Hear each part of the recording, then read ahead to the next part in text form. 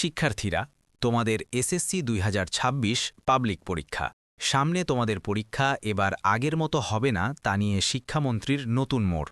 তোমরা জানো শিক্ষামন্ত্রী ডক্টর আ.ন.ম এহসানুল হক মিলন, তাকে কিন্তু সবাই হেলিকপ্টার মিলন হিসেবে চেনে বা বলে। যার কারণ ২০০১ সালের দিকে যখন তিনি শিক্ষামন্ত্রী ছিল, তখন দূরের পরীক্ষার কেন্দ্রগুলোতে হেলিকপ্টার দিয়ে যেত এবং নকল ধরে কঠোর শাস্তি দিত। শিক্ষার্থীরা এখনও কিন্তু এই বিষয়ে আলোচনা করছে, আমরা সেই বিষয়ে তোমাদের জানাব। হেলিকপ্টার নজরদারিতে আসছে এসএসসি পরীক্ষা।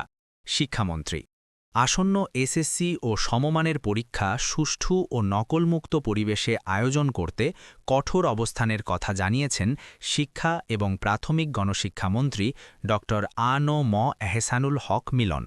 তিনি বলেন, পরীক্ষার কেন্দ্রগুলোতে সিসিটিভি ক্যামেরা বসানোর পরিকল্পনা রয়েছে এবং আইন শৃঙ্খলা রক্ষায় হেলিকপ্টার টহলও থাকতে পারে। মঙ্গলবার ১৪ মার্চ রাজধানীর মিন্টো রোডে নিজ বাসভবনে আয়োজিত এক ইফতার অনুষ্ঠানে সাংবাদিকদের সঙ্গে আলাপকালে এসব কথা বলেন শিক্ষামন্ত্রী। শিক্ষামন্ত্রী বলেন, এসএসসি পরীক্ষা সুষ্ঠুভাবে সম্পন্ন করতে সরকার সব ধরনের প্রস্তুতি নিচ্ছে। কোনো ধরনের অনিয়ম বা প্রশ্ন ফাঁচের সুযোগ দেওয়া হবে না। পরীক্ষার কেন্দ্রগুলোতে নজরদারি বাড়ানো হবে। তিনি আরও বলেন, প্রয়োজনে কেন্দ্রগুলোতে সিসিটিভি স্থাপন করা হবে এবং পরীক্ষার সময় পরিস্থিতি পর্যবেক্ষণে আকাশপথে হেলিকপ্টার টহলের ব্যবস্থাও রাখা হতে পারে। এছাড়াও পরীক্ষার আগে সম্ভব হলে সব বোর্ডের চেয়ারম্যানের সাথে সভা করা হবে। এ সময় আইন শৃঙ্খলা বাহিনীর সাথে সভা করবেন বলেও জানান শিক্ষামন্ত্রী।